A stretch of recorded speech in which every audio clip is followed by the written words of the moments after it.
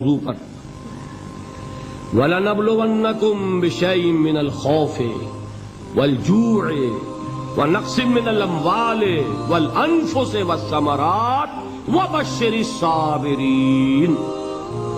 اور دیکھو ہم تمہیں آزمائیں گے، وَلَنَبْلُوَنَّكُمْ ہم لازماً آزمائیں گے تمہیں، بِشَيْءٍ مِّنَ الْخَوْفِ خوف کی کیفیت طاری کر کے، والجوع بھوک فقر اور فاقہ، ونقص من الاموال مالی نقصان، والانفس جانی نقصان، والثمرات اور ثمرات پھلوں اور میووں کا نقصان۔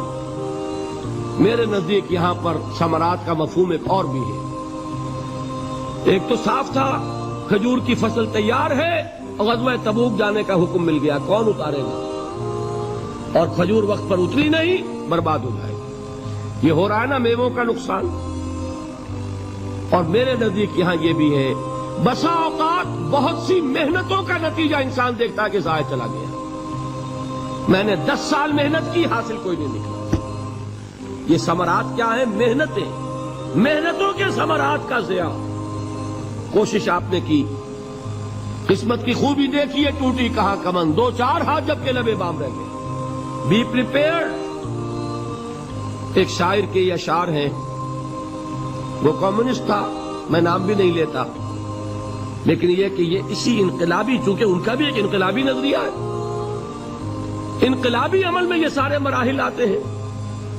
کوئی سیٹ بیک آیا فرض کیجئے، کوئی ناکامی ہو گئی، تو اپنے ساتھیوں کو دل بدھانے کے لیے یہ فصل امیدوں کی ہمدم اس بار بھی غارت جائے گی، سب محنت صبحوں شاموں کی اب کے بھی اکارت جائے گی۔ میرے نزدیک یہ ثمرات کا جو لفظ یہاں آیا ہے، وَنَقْصٍ مِّنَ الْأَمْوَالِ وَالْأَنفُسِ وَالثَّمَرَاتِ، سب محنت صبحوں شاموں کی اب کے بھی اکارت جائے گی۔ دھرتی کے کونوں کھدروں میں پھر اپنے لہو کی کھاد بھرو، پھر مٹی سینچو اشکوں سے، پھر اگلی رت کی فکر کرو، پھر اگلی رت کی فکر کرو، جب پھر ایک بار اجڑنا ہے۔ ایک فصل پکی تو بھر پایا، تب تک تو یہی کچھ کرنا ہے۔ ایک مقصد ہے سامنے، انقلاب برپا کرنا ہے۔ ایک کوشش ناکام ہو جائے کوئی پرواہ نہیں، نیکسٹ، پھر تیار رہو ناکامی کے لیے۔ ایسا نہ ہو جو انگریزی میں کہتے ہیں hope for the best but be prepared for the worst. ایسا نہ ہو کہ دوسری مرتبہ ناکام ہو کے بددل ہو جاؤ، تمہاری ہمتیں جواب دے جائیں، نہیں، پہلے سے تیار رہو کہ دوسری مرتبہ بھی ناکامی آئے تو آئے، لیکن جب تک کہ کامیابی حاصل نہیں ہوتی ہمیں یہ کام کیے چلے۔ دیکھیے سیرت میں آیا کہ نہیں یہ واقعہ؟ بدر میں مسلمانوں کو فتح ہوئی تو احد میں زک پہنچی کہ نہیں؟ 70 صحابہ شہید ہوئے کہ نہیں؟ اگر ان کی ہمتیں جواب دے جاتی تو گاڑی کیسے چلتی آگے؟ تو فرمایا وَلَنَبْلُوَنَّكُمْ بِشَيْءٍ مِّنَ الْخَوْفِ وَالْجُوعِ وَنَقْصٍ مِّنَ الْأَمْوَالِ وَالْأَنفُسِ وَالثَّمَرَاتِ۔ ہم تمہیں لازماً آزمائیں گے، خوف کی کیفیت سے، فقر و فاقے کی کیفیت سے، بھوک سے، جان کے نقصان سے، مال کے نقصان سے، محنتوں کے حاصل کے ضائع ہو جانے سے۔ وَبَشِّرِ الصَّابِرِينَ، اور اے نبی بشارت دیجئے صبر کرنے والوں، الذین اذا اصابتہم مصیبت، وہ کہ جب ان پر کوئی تکلیف آئے، کوئی مصیبت آئے، کوئی آزمائش آئے، قالوا انا للہ وانا الیہ راجعون، وہ یہ کہیں کہ ہم اللہ ہی کے ہیں، اللہ ہی کی طرف لوٹ جانا ہے۔ یہ وہی انداز ہے جو میں نے فارسی کا شعر سنایا تھا آپ کو کہ سرے تسلیم خم ہے جو مزاج یار میں آئے۔ وہ ہمارا مولا ہے، ہمارا آقا ہے، اگر اسے یہی منظور ہے تو ہمیں بھی یہی منظور ہے۔ میں نے تسلیم و رضا کی بات کی تھی نا، آپ کو کچھ شعر سنائے تھے، ایک شعر اور سنیے، اور یہ کس کا ہے؟ محمد علی جوہر کا۔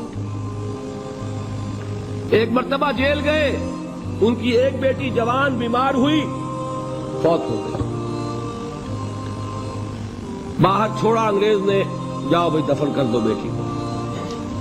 دوسری مرتبہ جیل گئے، دوسری جوان بیٹی اسی مرض میں مبتلا ہوئی، اب یہ جیل میں ہے، خبر پہنچی کہ دوسری بیٹی کے اوپر بھی اسی مرض کا حملہ ہوا ہے۔ ایک نظم لکھی ہے جس کا آخری شعر یہ ہے تیری صحت ہمیں منظور ہے لیکن اس کو نہیں منظور تو پھر ہم کو بھی منظور نہیں. یہ ہے. جب تک یہ کیفیت نہ ہو اس میدان میں آدمی ثابت قدم نہیں رہ سکتا کہ میرے رب کو اگر یہ منظور ہے تو یہی مجھے منظور ہے. اور تیری صحت ہمیں چاہیے تو ضرور لیکن ہمارے رب کو منظور نہیں تو ہمیں بھی منظور. راضی برضائے رب. وبشر الصابرین الذین اذا اصابتهم مصیبۃ قالوا انا للہ وانا الیہ راجعون. نہ شود نصیب دشمن کے شود ہلاک تیغت سر دوستہ سلامت کے تو خنجر آسمان. اولئک علیہم صلوات من ربہم ورحمہ. یہی ہے وہ لوگ جن پر ان کے رب کی طرف سے عنایتیں ہیں اور رحمتیں ہیں. وَأُولَٰئِكَ هُمُ الْمُهْتَدُونَ. اور یہی ہے وہ لوگ جو کامیاب ہونے والے ہیں, ہدایت پانے والے, ہدایت یافتہ.